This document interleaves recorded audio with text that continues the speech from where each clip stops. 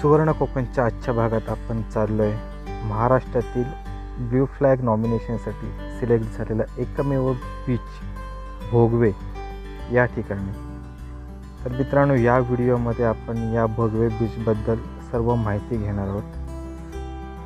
भोगवे बीचला जाण्यासाठी आपल्याला कुडाळ आणि मालवणवरून असे दोन ऑप्शन्स आहेत. तर जवळ रेल्वे स्टेशन आहे कुडाळ, या ठिकाणाहून तुम्ही भोगवे बीचला येऊ शकता. तर या ठिकाणी चिपी एअरपोर्ट देखील जवळ आहे. ज्यावेळी चिपी एअरपोर्ट चालू होईल त्यावेळी तुम्ही बाय एअर देखील भोगवे बीचकडे येऊ शकता. तर चिपी एअरपोर्ट जवळच आहे भोगवे बीचपासून.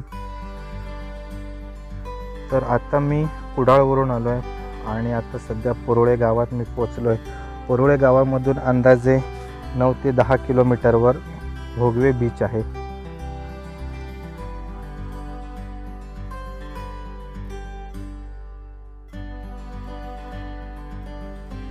तर भोगवे बीचला जाण्यासाठी सर्व ठिकाणी मार्गदर्शक फलक देखील लावलेले आहेत, त्यामुळे कोणताही सहसा प्रॉब्लेम्स येत नाही आपल्याला भोगवे बीचपर्यंत जाण्यासाठी. आणि रस्ता देखील अतिशय उत्तम आहे. फक्त कुडाळ ते पाट हा रस्ता थोडासा खराब आहे. बाकी पाट परोळे त्याच्यानंतर भोगवे बीचकडे जाणारा हा रस्ता अतिशय उत्तम आहे.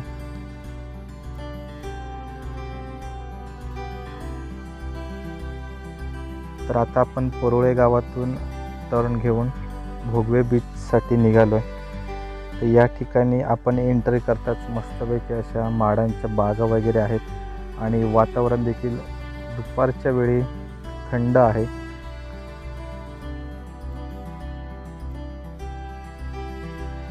परोळे गावातून वर आल्यावर आपल्याला येथे 2 रस्ते मिळतात. एक डावीकडील रस्ता हा किल्ले निवतीकडे जातो, तर उजवीकडील रस्ता आहे हा भोगवे बीचला जातो.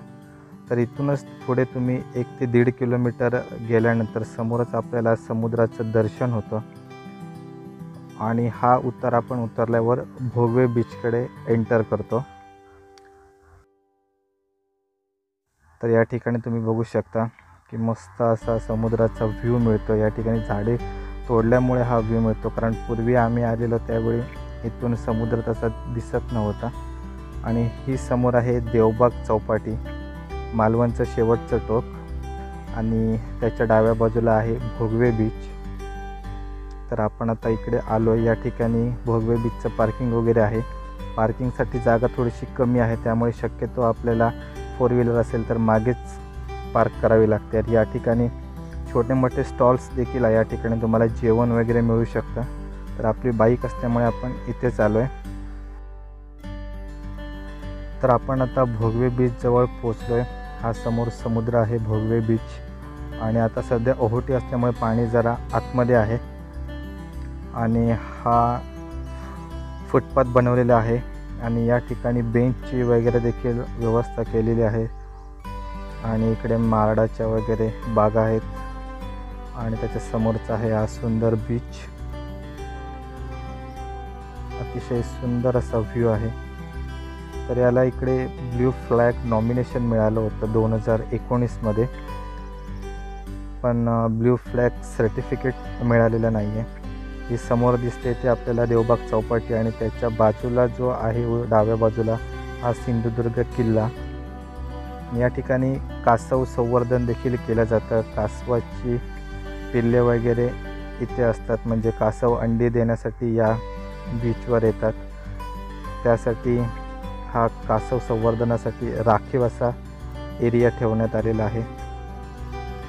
आणि आता आपण इकडे समोर चाललो आहे. या भागाला 2 नेत्र म्हणतात, कारण समुद्राची 2 टोकं या ठिकाणी मिळतात.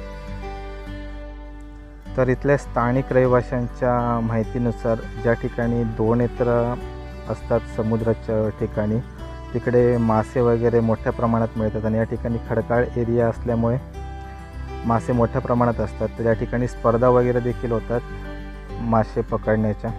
तर आपण आता या दगडांकडे चाललो आहे बीचजवळ.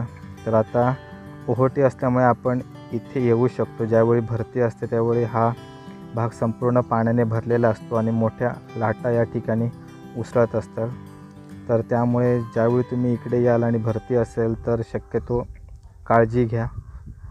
तर आता आपण खडकांच्या टोकाजवळ चाललो आहे. याच्या ठिकाणाहून भरपूर आतमध्ये पाणी आहे आणि हे जे खडकांवर व्हाईट स्पॉट आहेत हे आहेत कालवं. तर हे फोडून त्याच्यातून कालवं म्हणजे ऑयस्टर ही काढली जातात. तर याचा व्हिडिओ देखील आपण बनवणार आहोत, तो देखील नक्की पहा. आणि या ठिकाणी समुद्री खेकडे देखील आहेत, पण समुद्री खेकडे हे पकडत नाहीत. तर ही आहेत कालवं. हा जो भाग आहे हा भाग कोयतीने फोडून चमच्याच्या आधारे कालवं वगैरे काढली जातात. तर आपण त्याचा देखील एक व्हिडिओ पाहणार आहोत की कालवं काढताना कोणती काळजी घ्यावी लागते. त्याचा व्हिडिओ देखील नक्की बघा तुम्ही. आणि आपण आता चाललो आहे दुसऱ्या बाजूला. माझ्यासोबत आहे इथला स्थानिक अक्षय गोसावी, तो आम्हाला सर्व माहिती देतो आहे. आणि अजून एक माझा मित्र विष्णू. या ठिकाणी खेकडे वगैरे आहेत आणि पाणी देखील भरपूर आतमध्ये आहे. तर या ठिकाणी पाणी एकदम स्वच्छ आहे, निळशार. तर मित्रांनो, या बीचला ब्ल्यू फ्लॅग नॉमिनेशन मिळालं होतं, पण ब्ल्यू फ्लॅग सर्टिफिकेट मिळालं नाही. कारण ब्ल्यू फ्लॅग सर्टिफिकेट्सचे काही नियम असतात. ते नियम जर तुम्ही पूर्ण केले तरच त्या बीचला ब्ल्यू फ्लॅग सर्टिफिकेट मिळतं. त्यासाठी स्वच्छता वगैरे आवश्यक असते, सर्व सोयीसुविधा पुरवाव्या लागतात. तर या ठिकाणी हे खडकाला होल वगैरे पडलेले आहे. ज्यावेळी इकडे भरतीचं पाणी येतं त्यावेळी या दगडांवर शक्यतो येण्याचा टाळा, कारण या होल्समध्ये तुमचा पाय वगैरे अडकून तुम्हाला धोका होऊ शकतो. तर भरतीच्या पाण्यावेळी या ठिकाणी छोटे छोटे मासे आलेत आणि पाणी देखील यामध्ये साचून राहिले. तर तुम्हाला दिसत आहेत की नाही माहिती नाही. या ठिकाणी छोटे छोटे मासे आहेत. तर आपण आता पुढच्या होलमध्ये बघूया. हे बघा, या ठिकाणी मस्त असे छोटे छोटे मासे आहेत. हे भरतीच्या वेळी इकडे आलेले. याच्यापेक्षा मोठे मासे असतात, कासव वगैरे देखील असतात. तर हे बघा, काही पर्यटकांनी या ठिकाणी नावं वगैरे लिहून ठेवले आहेत. तर मित्रांनो, आमचा हा आजचा व्हिडिओ तुम्हाला कसा वाटला हे आम्हाला नक्की कळवा. आणि अशाच नवनवीन व्हिडिओसाठी आमचं सुवर्ण कोकण यूट्यूब चॅनल सबस्क्राईब करा. धन्यवाद.